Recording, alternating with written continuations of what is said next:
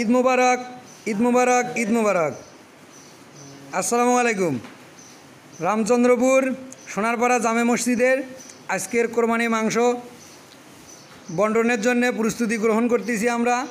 এই যে আমাদের যুব সমাজের উদ্যোগে এই কাজ চলতেছে, সুন্দরভাবে পরিচালনা করার জন্য আমরা চেষ্টা করতেছি। আপনারা ভিডিওটা লাইক, কমেন্ট, শেয়ার দিয়ে অন্যদেরকে দেখার সুযোগ করে দেন। আর যদি কোনো ভুলভ্রান্তি থাকে আপনারা আমাদেরকে বলবেন।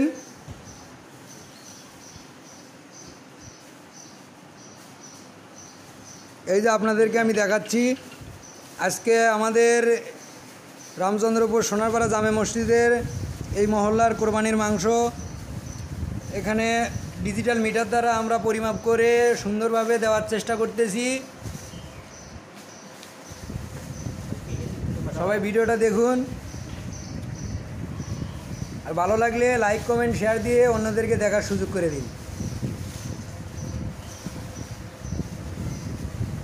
আসসালামু আলাইকুম, ভালো থাকবেন, ঈদ মুবারক।